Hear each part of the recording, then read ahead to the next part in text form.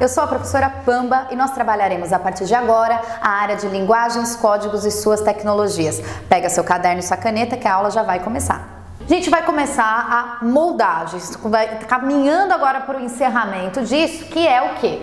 Cada um retira suas informações de dentro do texto, né? Até aí, muito tranquilo. Nós sabemos que a interpretação que eu vou dar para o meu texto também depende da minha experiência de mundo, da minha vivência, do que eu estudei ou do que eu não estudei, né? Então a gente viu lá nos exemplos da ditadura militar, nós vimos, né, que eu só vou entender realmente o contexto, o que o autor quis dizer, se eu me inserir no contexto dele, tudo bem? Do contrário, é muito difícil que eu consiga entender realmente aquela obra. Então, às vezes eu posso achar que aquilo ali é uma poesia, aquilo ali é muito bonitinho, mas na verdade não tem nada disso. Na verdade, ele está fazendo uma crítica dura, por exemplo, à ditadura, certo? Olha lá. Podemos fazer múltiplas leituras de um mesmo texto, ou seja, nós temos pontos de vistas completamente diferenciados, vai de pessoa para pessoa, tudo bem? Então, por exemplo, eu leio uma situação e aí o meu amigo lê a mesma situação. Ele pode entender uma coisa e eu posso entender outra. Isso acontece muito também, sabe aonde?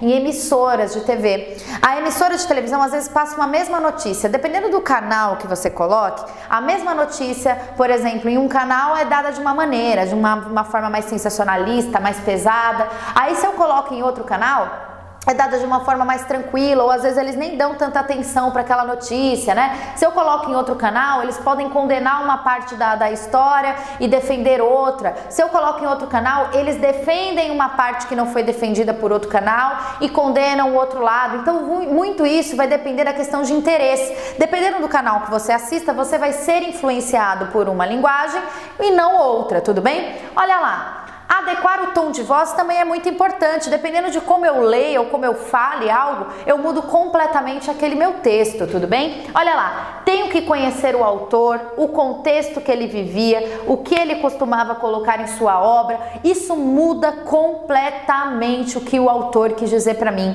Às vezes eu posso ler um texto, leio com uma certa inocência, né? E aí eu vou lá conhecer o autor e eu vejo que ele teve uma história toda de traumas na vida dele. Ele costumava seguir sempre essa mesma linha de escrita, né? Sempre fazendo críticas a isso ou a outro ponto. Então a gente tem que tomar muito cuidado com isso. Olha lá, leitura. Ter uma leitura que é crítica, né? Não uma leitura superficial das coisas. Isso daqui, gente, acreditem, não é dom, tudo bem? Isso é treino, é ler jornal, é ler revista, é discutir em grupo, é conversar com os colegas, é trocar ideias, para que cada dia mais eu cresça intelectualmente, isso que é o mais importante. Crescer intelectualmente, estudar, buscar informações, ler livros de história, de literatura, conhecer um pouco de cada área, tudo bem? Isso é muito importante não só para o nosso crescimento no conhecimento de textos em cima do Enem, mas para que nós criemos uma opinião e um ponto de vista muito bom, muito determinante. Quando eu falar para alguém o que eu acho ou deixo de achar sobre determinado assunto, a pessoa, eu acabo convencendo ela de que eu estou certo, tudo bem? Porque quando eu sei bem sobre algum assunto, eu convenço o outro. E olha só como a gente trabalha um pouco a questão dos pontos de vista diferenciados a respeito de um mesmo assunto. Há pouco tempo, né, saiu uma notícia na Folha de São Paulo. O Luciano Huck, que é um apresentador conhecido, né, ele estava aqui na cidade de São Paulo e teve um relógio Rolex roubado. O relógio custava lá bem mais que 54 mil reais, né? E ele estava no trânsito parado, de repente parou uma moto ao lado dele, eram dois assaltantes. Um rapaz pegou a arma, botou na cabeça dele, falou: passa o relógio, passa o relógio. Aí ele passou o relógio pro menino, o menino deu no pé com a moto, né? O Luciano Huck ficou indignado com isso, né? E escreveu uma nota que foi divulgada na Folha de São Paulo, e a nota falava mais ou menos isso, ó.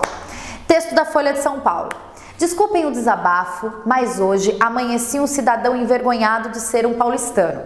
Um brasileiro humilhado por um calibre 38 e um homem que correu o risco de não ver os seus filhos crescerem por causa de um relógio. Certo? Então vai seguindo tudo isso que ele tá falando pra gente. Olha lá. E ele foi além, né? Então ele falou assim: como brasileiro, tenho até pena dos dois pobres coitados montados naquela moto com um par de capacetes velhos e um 38 bem carregado. Olha só, ele botando a questão do, né, o ponto de vista dele, ele se sentiu amedrontado, né? E olha lá, provavelmente eles não tiveram uma infância e educação, muito menos oportunidades, o que não justifica ficar tentando matar as pessoas em plena luz do dia. O lugar deles é na cadeia. Ou seja, ele foi assaltado, ele ficou indignado, ele ficou com medo, ele teve um revólver, um calibre 38 na cabeça dele, se sentiu ameaçado e escreveu essa nota, né, certo?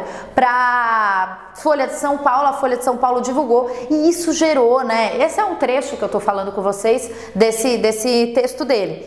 E aí a Folha de São Paulo divulgou isso, né? E muitas pessoas começaram a se rebelar. Na época até o Rafinha Bastos, né, que é um humorista, ele fez um comentário, né, e até gerou um processo para ele na época e tudo mais. Aí teve um autor, um rapaz que ele chama Ferrez. Ele é um rapaz da periferia, ele é muito bom, ele foi escrever uma crônica muito bonita, eu achei muito interessante, né? Porque todo mundo fala assim, olha só, quase matou o Luciano Huck. E aí o Luciano Huck falou assim, esses pobres coitados provavelmente não tiveram educação, né? E não sei o que, ficaram com capacetes velhos e um revólver 38 carregado, quase me mataram. E aí esse Ferrez, ele escreve justamente o outro lado. Ele resolve fazer uma crônica para contar qual seria o lado daquele assaltante, daquele menino que veio da periferia. Então ele fala mais ou menos assim pra gente, olha só. Teve educação, a mesma que todos da sua comunidade tiveram, quase nada que sirva para o século XXI. A professora passava um monte de coisa na lousa, mas para que estudar se pela nova lei do governo todo mundo é aprovado? Lembram lá da questão da aprovação direta? E ele fala mais um pouco, né?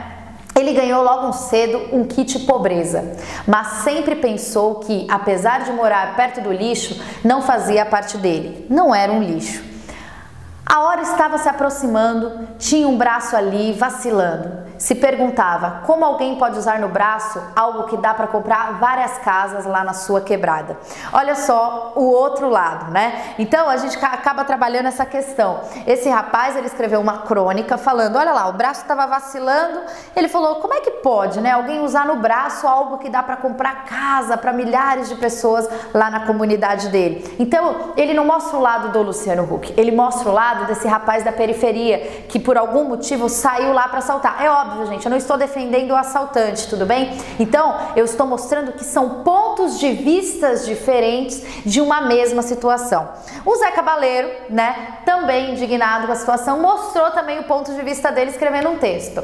Esse argumento, apesar de prosaico, é para mim o X da questão. Por que um cidadão vem ao público mostrar sua revolta com a situação do país, alardeando o senso de justiça social só quando é roubado? Lançando mão de um privilégio dado a personalidades, né? Afinal, ele divulgou lá na Folha de São Paulo. Utiliza um espaço de debates políticos e adultos para reclamações pessoais. Sim, não fez mais que isso, escorado em argumentos quase infantis como sou um cidadão, pago meus impostos. Olha só, então o Luciano Huck mostrou o ponto de vista dele, de se sentir ameaçado, se sentir indignado, de repente vem uma outra pessoa, mostra o ponto de vista do rapaz da periferia, tenta mostrar o lado, né, da pessoa que vem das zonas periféricas, por que talvez ele tenha feito aquilo, e a indignação de pensar, né, porra, um relógio que é o valor de casas, né, e o que não tá batendo nessa história, e essa desigualdade social? E aí o Zé Cabaleiro vem e critica também a atitude do Luciano Huck, que só veio à tona também na mídia porque ele é uma personalidade, mas se, por exemplo, tivesse sido alguém rico como ele, porque afinal para ter um Rolex nesse valor, né, e ser roubado dessa maneira, se fosse uma pessoa rica como ele, que tivesse sido roubada, mas que não fosse uma personalidade, talvez não tivesse tanto espaço, né, para esse espaço que ele teve na mídia de divulgar uma nota na Folha de São Paulo. Mas, né, observem que a gente acaba trabalhando a questão dos diversos pontos de vista, né, dentro de uma mesma situação. Então, é importante que nós tenhamos esse conhecimento que não posso simplesmente aceitar uma primeira opinião e concordar com ela. Não, eu sou uma mente pensante, eu tenho um senso crítico, né? Eu tenho que ter uma leitura crítica das coisas. E só quando eu leio o texto do Luciano Huck, todo mundo se sente influenciado de ficar indignado e tudo mais. Aí eu leio o texto do Ferrez, aí todo mundo, pode ser, pode crer, ó, ele mandou um outro ponto de vista que eu não estava esperando. Aí vem o texto do Zé Cabaleiro, os argumentos dele foram meio infantis e tal, sou cidadão, pago os meus impostos, porque ele inclusive disse isso no texto dele, né? Então, o que a gente tem que fazer? A gente tem que ter uma análise crítica maior dentro de uma mesma situação. A gente não pode deixar com que apenas uma opinião nos influencie. É importante que uma pessoa inteligente, o que ela faz? Ela pega vários pontos de vista, analisa todos e vê aquilo que ela mais concorda e forma a opinião dela, tudo bem? Isso é importante.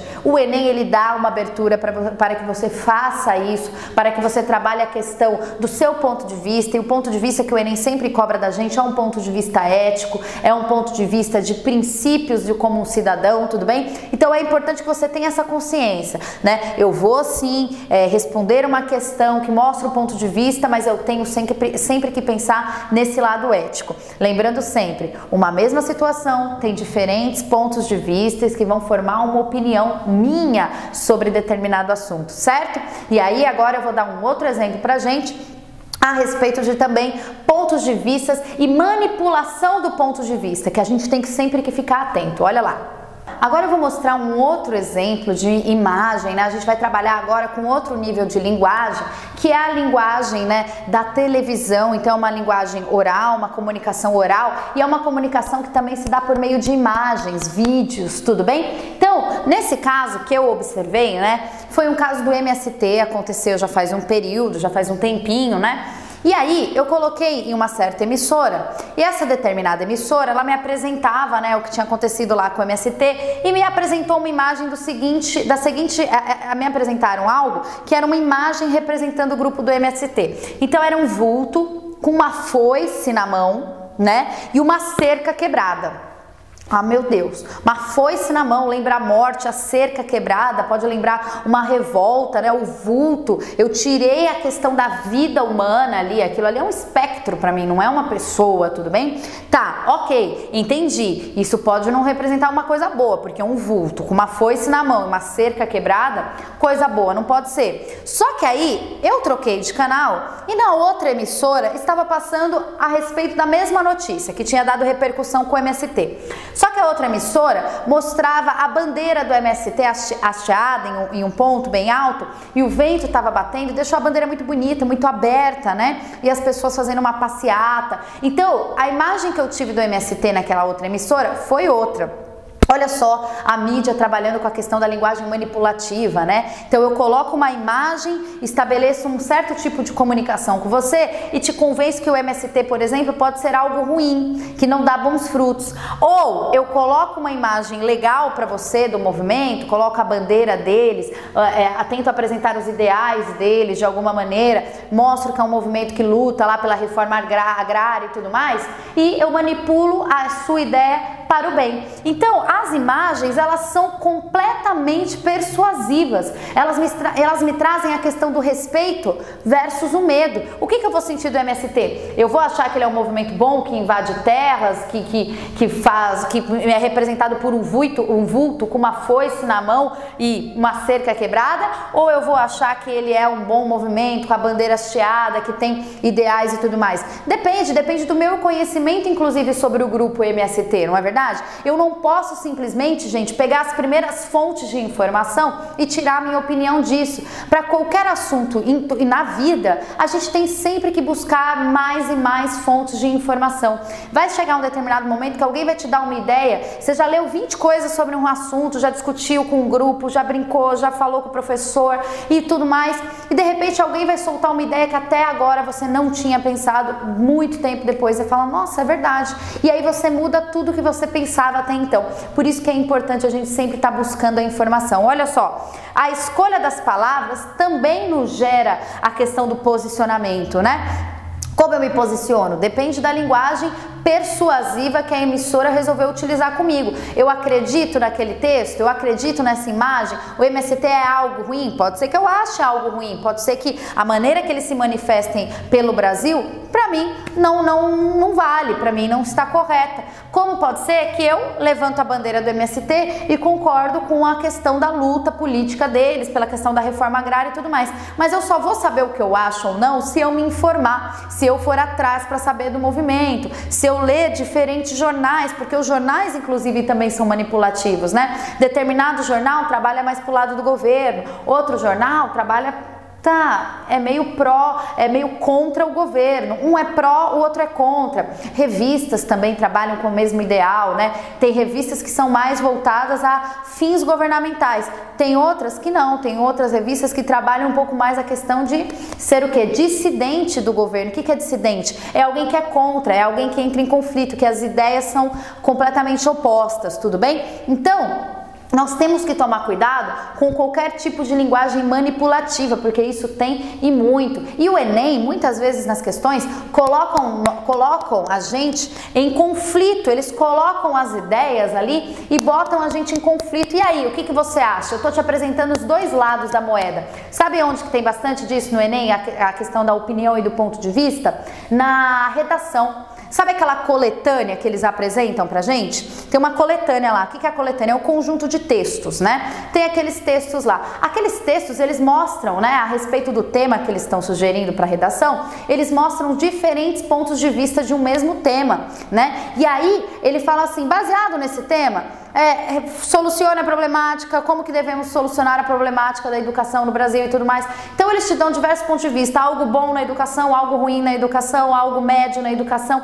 Eles te dão vários pontos de vista e aí você escolhe o que você concorda ou não, o que você vai defender ou não, ou aquilo que você vai condenar, né, muito e tal. Olha só, temos que tomar cuidado porque a mídia que utiliza, principalmente a questão da imagem, ela é muito forte. Quando eu leio um texto, né, quando eu leio, por exemplo, um texto narrativo que tem a ideia de me manipular de alguma maneira, ou um artigo de jornal, qualquer coisa do tipo, eu tenho uma tendência, né, natural a acreditar ou não naquilo. Só que a imagem, ela vai sendo criada na minha cabeça, tudo bem? Eu crio a imagem na minha mente. Só que quando a imagem é apresentada para mim, dependendo do ângulo que essa foto tenha sido tirada ou a maneira que a pessoa desenhou e tudo mais, isso pode influenciar completamente se eu concordo ou não, se o que eu acho ou o que eu deixo de achar. Nós temos que tomar muito cuidado, principalmente quando o Enem apresenta imagens pra gente, porque ele mescla essa questão da linguagem, da opinião e o ponto de vista na imagem. Às vezes ele só te dá uma imagem e faz uma pergunta, né? E aí você, opa, o que eu acho aqui? Você conhece essa imagem? É o que? É um artigo publicitário? O Enem trabalha bastante com imagens publicitárias em sua prova, né? A linguagem manipulativa, né? Então eu coloco lá a imagem para você e você fala para mim, concorda, não concorda? Você acha que ela está persuadindo bem o público? Você acha que ela está atingindo o objetivo? Como é que está funcionando? Então eu tenho que tomar muito cuidado com a questão da imagem. Então coloca lá o vulto com a foice, a cerca quebrada para mim, o que eu vou pensar? Aquilo me dá uma figura de repressão, de medo, de angústia, né? Que coisa ruim. Aí me coloca lá uma bandeira, né, representando o movimento, uma bandeira aberta e mostram as pessoas numa passeata pacífica. Eu vou ver aquilo como algo bom, mas o que eu realmente acho? Como que eu realmente vou formar a minha opinião? É pelo que eu acho ou é pelo que eu me informei? É porque alguém me persuadiu ou porque eu fui atrás para saber, tudo bem? Então tem toda essa questão, olha lá. Cada um retira as informações de dentro do texto. Eu retiro de uma maneira de acordo com os meus conhecimentos de vida, você vai retirar de outra maneira, mas o que é legal que aconteça? Que nós troquemos informações, né? Então, eu tenho um ponto de vista, meu amigo tem outro ponto de vista, o que a gente faz? Conversa, troca informações, um tenta convencer o outro, mas não com agressividade. Tudo bem, tem gente que é bem agressiva, não aceita a opinião do outro, mas olha só, aí já não vale a pena trocar ideia com uma pessoa assim, tudo bem, deixa ela pensar o que ela quer pensar. Mas olha só, essa discussão, né, a discussão que eu digo não discussão de briga, mas essa troca de informações, ela é muito saudável, ela te ajuda a pensar e refletir coisas, né, que talvez você não pensaria sozinho. Então a pessoa que tem uma opinião divergente da sua, vai te ajudar muito a criar uma opinião própria. Se ela é divergente da sua opinião, te dá argumentos e ainda assim você acredita nas suas ideias, é porque você já tem essa opinião formada, tudo bem? Então, sempre lembrando, a adequação do tom de voz também trabalha bastante nisso, tudo bem? Então, temos todos esses tópicos, sempre pensar na questão da leitura crítica, isso é muito importante. Sempre olhar uma imagem com um tom crítico, sempre ver um texto com um tom crítico. Ele vai me dar medo ou ele vai me causar a sensação de respeito? O que que eu quero pra mim? O que que eu concordo? O que que eu deixo de concordar? E só assim que a gente vai ter uma opinião e um ponto de vista, sempre baseado em princípios éticos para defender ou não, tá certo? E olha lá, o que que a gente vai trabalhar um pouquinho agora? Agora a gente vai trabalhar como argumentar para convencer o meu receptor da mensagem, né? Porque eu vou emitir uma mensagem agora. E agora eu vou ensinar para vocês o que que você pode usar para argumentar em cima e convencer o leitor. Então olha lá. Primeira coisa que você pode usar são argumentos linguísticos. Como assim, professor? Argumentos linguísticos, né? Variante linguística, escolha gramatical. Isso ajuda a persuadir o leitor. Por exemplo, o vocabulário que você escolhe para escrever um texto diz muito sobre o que você quer trazer de ideia para o texto, tudo bem? Então, por exemplo, eu posso falar que eu estou com saudade, né? Saudade, uma palavra comum, tudo bem. Mas se eu for um pouco, sei lá, quero ser um pouquinho mais fofinha, mais sentimental, mais novinha, vou falar I miss you, tudo bem? Vou usar uma outra língua. Agora, se eu quero falar com outro tipo de público, eu posso colocar, por exemplo, a palavra nostalgia. Quase todo mundo, né? Todo mundo conhece a palavra saudade, sabe o que significa I miss you, mas, por exemplo, nostalgia não é uma palavra de uso comum, tudo bem? Então isso pode gerar aqui, né, uma falta de comunicação dependendo do público que você queira se comunicar. Então essa escolha vocabular, essa escolha, né, das palavras, ela influencia sim no convencimento e na persuasão que você tem sobre determinada pessoa. Olha lá. Eu posso falar que ele está careca, mas se eu fizer uma melhor escolha vocabular, eu vou falar que ele está calvo, tudo bem? Ou seja, dependendo do público também que eu queira fazer uma comunicação, eu tenho que fazer melhor a escolha do meu vocabulário. Se eu estou escrevendo para um público mais intelectualizado, se eu estou escrevendo para um público, né, mais professores e tudo mais, eu sei que eu não posso ficar, por exemplo, usando gírias, né? Não posso ficar usando um vocabulário mais popular, vamos dizer assim, certo? Se eu estou escrevendo para uma pessoa mais intelectualizada, eu vou me preocupar mais com a minha escolha de vocabulário, eu vou me preocupar mais com o uso da norma culta, né? Com as regras gramaticais. Eu fico até... Sabe quando você vai escrever um texto para o professor e você fala assim, ui, meu Deus, tenho até medo de falar com o professor. Meus alunos mesmo vêm falar comigo nas redes sociais, eles falam assim, ai, professor, eu tenho medo de falar com você na rede social, porque, ai, meu Deus, se eu escrevo alguma coisa lá e erro. Eu falei, o que que tem errar? Todo mundo erra. Estabeleceu comunicação, tudo bem. Você não pode errar na hora da prova, certo? Na hora da prova não pode, mas num momento de descontração, num bate-papo ali, num diálogo, né, sem compromisso, não tem problema, certo? Mas nós temos que tomar cuidado, porque também a questão de trabalhar a gramática, ela é contínua, então eu tenho que fazer isso com todo mundo, certo? Olha lá, saber escolher o vocabulário já é uma forma de persuasão, né? Então, às vezes eu escrevo com um vocabulário um pouco mais selecionado, né? Um vocabulário um pouco mais, vamos dizer assim, complexo, que o pessoal brinca que é falar difícil, quase um bate-papo com Caetano Veloso, que ninguém entende o que ele quer falar, não é? Que é difícil, ele tem um vocabulário muito extenso, né? Ele conhece muitas palavras do nosso idioma, então muitas vezes a gente não tem o conhecimento da palavra, a gente fica, ai meu Deus, o que quis dizer? Ok, tudo bem, vamos lá. Essa escolha vocabular ajuda na questão da persuasão. Isso é muito importante. Se você está escrevendo para determinado público, você vai ter que adaptar o seu texto para determinado público, tudo bem? Se não, o público que você quer atingir perde o interesse. É a mesma coisa que você fazer um livro para uma criança de 3 anos, né? Querer contar uma historinha para ela, mas uma criança de 3 anos ainda não sabe ler. E aí você me faz lá um texto como Machado de Assis, isso dá lá Memórias Póstumas de Brás Cubas para criança ler de 3 anos. Ela vai olhar, no máximo que ela vai fazer é xixi no livro, suar o nariz, bater a mão, babar, porque criança de 3 anos baba muito, não é verdade? Babar e vai morder o livro, porque o dente tá lá e ela quer morder. Ela não vai ver a questão da atratividade. Por quê? Porque você utilizou uma linguagem errada com determinado público, tudo bem? Então você tem que ter essa consciência. Então, como que eu vou me comunicar com o público de 3 anos de idade? Poxa, eu vou fazer um livro com bastante imagem, porque essa criança ela não sabe ler ainda, então eu vou contar a historinha para ela por meio de imagens, tudo muito colorido, na verdade. O que eu estou fazendo? Eu estou fazendo a escolha adequada da linguagem, né? Eu estou persuadindo, eu estou convencendo a criança que meu livrinho é legal por meio das imagens, é isso que vai chamar a atenção dela, né? Então ela vai virando as folhas, ela pode não entender direito o que está acontecendo, mas aquilo chama a atenção dela, porque você fez algo para aquele público, né? Então eu vou apresentar um texto para professores, doutores, mestres, vou apresentar lá o meu mestrado. O que acontece? Eu posso entregar um trabalho com erros gramaticais? Não posso, eu posso apresentar meu trabalho falando, e aí mano, beleza? E aí, vou apresentar aqui esse trabalho que eu desenvolvi aí ao longo de meses, vocês estão ligados que eu vou apresentar para vocês, então fecha aqui comigo, vem pra cá, deixa eu apresentar um negócio, presta atenção. Você acha que esse público que está me assistindo, um pessoal intelectualizado, autores de livros, professores, doutores, eles vão achar legal o meu vocabulário?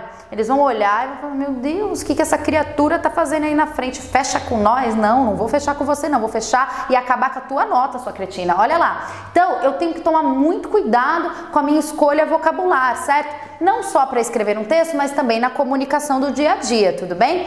Olha só, outro fato que pode te ajudar a convencer o seu receptor da mensagem é utilizar, por exemplo, argumentos históricos. Você vai escrever lá um texto, ou por exemplo, você está escrevendo a sua redação no Enem, e aí você começa a utilizar fatos históricos nos seus argumentos para se basear, fazendo o quê? Quando você utiliza argumentos históricos, você está usando um fato, isso aconteceu, está na história, não tem como voltar. Então, você está se baseando naquilo para argumentar melhor. Olha, eu estou falando que isso vai acontecer, mas isso já aconteceu, então pode ser que aconteça novamente. Eu estou me baseando em história, tudo bem? Outra coisa que você também pode usar são argumentos filosóficos artísticos.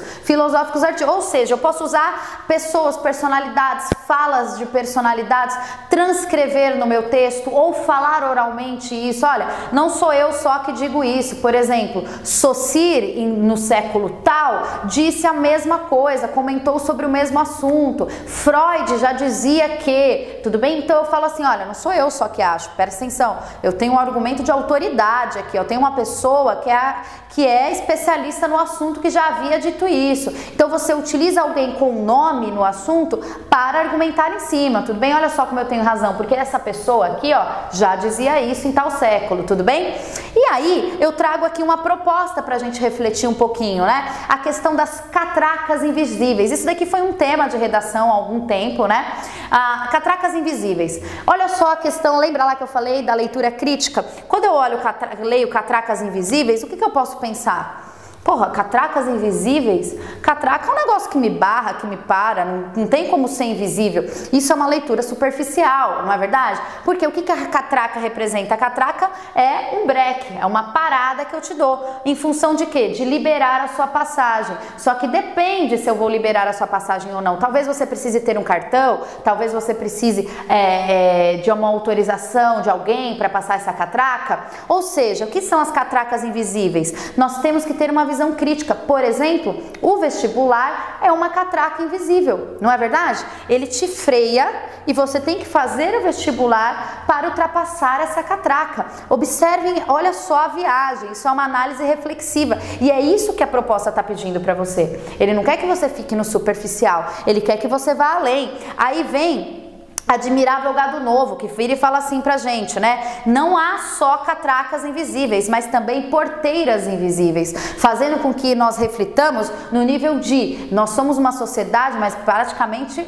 isso daqui é de Admirável Gado Novo. Somos um gado, porteiras invisíveis. É como se todos nós caminhássemos para a mesma direção, sem pensar, sem refletir, sem olhar para os lados, sempre com uma visão muito fechada, e não podemos ser assim, tudo bem? Isso aqui é realmente uma crítica e nós temos que saber lê-la dessa maneira, certo? A sociedade nos impõe diversas catracas invisíveis que muitas vezes nós nem percebemos, tudo bem? Então é isso que eu quero que vocês comecem a praticar, é a leitura crítica. Talvez catracas invisíveis a princípio não representou nada para você, e aí eu fui expondo ideias, até chegar na questão do vestibular e você falou: Pode crer. O vestibular é uma catraca invisível na sociedade, né? Ele me impede a passagem para algo que eu tenho necessidade. O que ele faz? Ele seleciona, não é verdade? Ele me freia. Se eu estiver capacitada, se eu tiver o cartão de passagem, se eu me capacitei para ter esse cartão, eu passo essa catraca. Se não, eu vou ter que estudar mais um pouco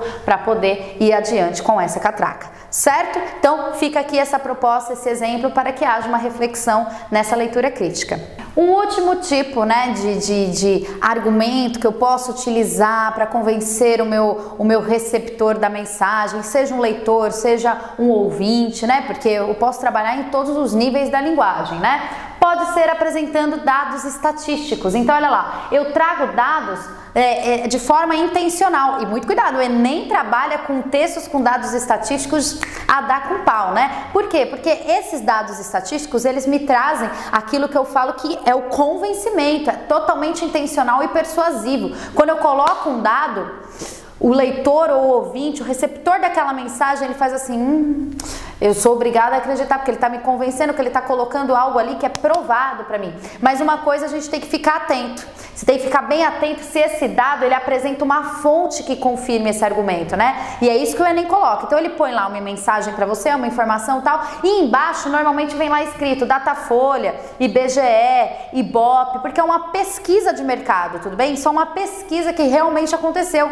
Ninguém inventou. Então quando eu coloco um dado estatístico, eu tenho muito argumento para falar. Então, ó, não sou eu que estou falando, ó, é uma pesquisa, foi feita, tá aqui, ó. Eu só estou argumentando em cima para provar que eu estou certo. Utilizar dado estatístico, argumento histórico, argumento artístico, essas são algumas, argumentos linguísticos, né? Então, só enumerando para a gente fazer um grande resumão. Como que eu posso convencer melhor o meu receptor da mensagem a entender o que eu quero dizer? Eu posso utilizar argumentos linguísticos, né? Selecionar o meu vocabulário, eu tenho que saber, eu tenho que adequar o meu vocabulário ao público que vai receber a minha mensagem. Se é o meu chefe, se são os meus amigos, se é uma criança, se é um adulto, mas, né? Se são pessoas academicamente formadas. Então, tudo isso influencia no que eu quero trazer. Eu posso usar argumentos históricos, né? Então, eu trago fatos da história para comprovar que aquilo que eu estou falando está certo, tudo bem? Eu posso utilizar também argumentos filosóficos e artísticos. Eu trago alguém que é autoridade no assunto e falo, ó, não foi só eu que disse isso, tal pessoa disse também, eu só estou concordando, eu só estou mostrando que eu estou certo, porque essa pessoa em século tal já dizia isso, Freud já dizia, Saussure já dizia, tal pessoa já dizia, e é assim que eu vou trabalhando em cima. E eu posso usar também dados estatísticos. Olha lá, olha, não sou eu só que estou dizendo isso, aqui é uma pesquisa que foi levantada, ó, tá escrito, Datafolha fez, são nomes, né, de pesquisa de mercado que no Brasil tem muita autoridade, né, a gente confia nessas instituições, tudo bem? Então, quando a gente vê um dado estatístico de uma pesquisa feita por uma instituição que tem o respeito das pessoas, que todo mundo confia, acaba que você convence e persuade o seu leitor muito mais facilmente. Olha lá, existe, professora, algum texto que ajude, que eu treine, né, que me ajude a treinar essa questão de escrever um texto ou de, né, essa questão a trabalhar bem a questão do meu senso crítico? Existe. Você pode ler bastante, por exemplo, jornais, revistas.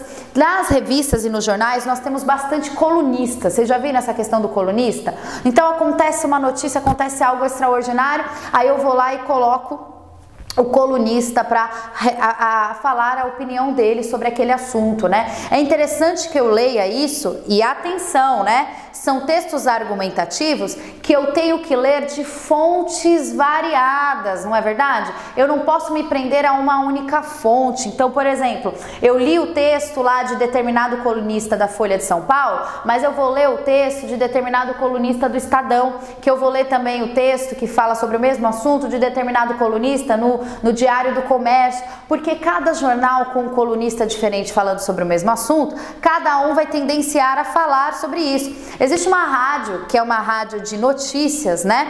E eles fazem exatamente isso, eles trazem 3 comentaristas, eles pegam o assunto da semana e eles trazem 3 comentaristas, é uma mulher e dois senhores, né? São 3 pessoas já, doutores, né? Então, eles sempre comentam sobre determinado assunto que a rádio estipula para eles. E é muito interessante ouvir a fala dessas 3 pessoas, porque eles trazem argumentos completamente diferenciados. E às vezes, um fala assim, olha, vamos supor que a mulher chame Maria, o outro João e o outro José.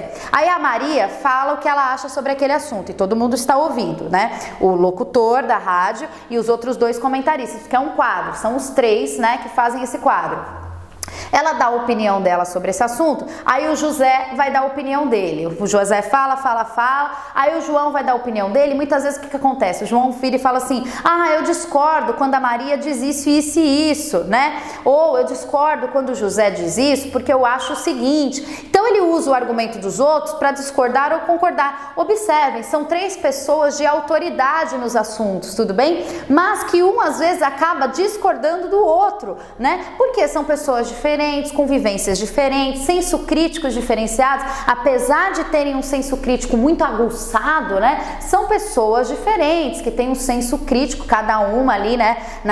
No seu patamar, cada um na sua área de estudo. São pessoas que são autoridades nos assuntos, né? São pessoas muito estudadas, professores de universidade, né? E um às vezes concorda com o outro, às vezes um complementa o assunto do outro, às vezes um discorda do outro, o que é muito interessante, o que é muito rico, inclusive para o meu conhecimento, né? Às vezes eu tô concordando completamente com a Maria e aí o José fala uma coisa discordando dela, eu falo, nossa, pode crer, ele trouxe um ponto de vista, né? Ele trouxe uma opinião, um ponto de vista que até então eu não havia pensado. E aí vem o João e quebra os outros 2 argumentos e a gente fica nessa brincadeira. É muito interessante quando você vê isso acontecendo com pessoas que são autoridade no assunto, porque não necessariamente um precise concordar com o outro, tudo bem? Não necessariamente o Enem vai te fornecer um texto e você precise concordar com tudo que está ali. Não, você tem um senso crítico, tudo bem? Você tem uma opinião formada. Então é interessante que você saiba mostrar isso. Olha lá. Ou seja, pra gente fechar tudo isso, né? O Enem, ele vai nos fornecer vários textos de um mesmo assunto. Ele vai querer que você conflite esses assuntos, né? Essas diversas opiniões permeando um mesmo assunto. E ele vai querer que você elabore ali, dentre as alternativas, você escolha a alternativa que seja um pouco mais ética e que trabalhe um pouco mais com os princípios da sociedade. Essa é a dica que eu posso dar. Olha lá. Vai depender de nós, né, a leitura crítica desses diferenciados textos que eles nos fornecem. Porque eu posso ler os textos com uma certa inocência, como eu já tendo essa aula, eu sei que eu não posso mais olhar o texto e achar que o autor só quis dizer aquilo. Às vezes só, mas grande parte das vezes o Enem ele não vai colocar lá o texto pra gente de graça. Ele quer ver se o aluno estudou, se o aluno tem conhecimento, se ele tem um senso crítico, se ele conhece a competência número 7, que trabalha opinião e ponto de vista, porque é exatamente essas coisas que nós estamos discutindo aqui que ele vai pedir para você. Ele vai querer trabalhar esse conflito de textos com opiniões diferentes e você vai lembrar, poxa, eu vi isso na aula, muito tranquilo, olha só, eu não vou mais ler esse texto com tanta inocência, eu vou tentar explorar um pouco mais o que o autor quis dizer, porque eu conheço esse autor, eu conheço o período que ele viveu, eu conheço porque ele sempre escreveu dessa maneira, eu sei que esse jornal escreve de determinada maneira e esse jornal escreve de outra. Por quê? Porque eu estou treinando isso já há algum tempo, eu estou lendo textos diferenciados, certo? Então, essa é a dica que eu posso dar para vocês. Espero que o conteúdo desta competência tenha sido de bom proveito, né? Nós trabalhamos alguns tipos de texto, nós trabalhamos a questão das opiniões e dos pontos de vista em textos diferenciados, mas não adianta eu passar textos diferenciados sem explicar quem são esses textos, né? Por isso que eu dou primeiro um panorama geral dos tipos de textos, tipos de discurso, o que você pode encontrar neles, para depois a gente amarrar tudo isso na questão de trabalhar o nosso senso crítico diariamente, porque isso é uma atividade diária, gente. Não adianta você achar que você vai estabelecer isso, ter isso de um dia para o outro, tudo bem? Isso daí é algo que você tem que alimentar todos os dias, lendo revistas, lendo jornais, assistindo, né, diferentes jornais. Só assim você vai conseguir desenvolver um bom senso crítico, né, e desenvolver bem essas questões que o Enem vai nos propor ao longo da prova, tudo bem? Eu sou sou a professora Pamela Brandão, espero que vocês tenham gostado e até a próxima. E aí, gostaram? Anotaram? Aproveitaram o conteúdo? Para mais informações, entre no site e até a próxima aula. Até!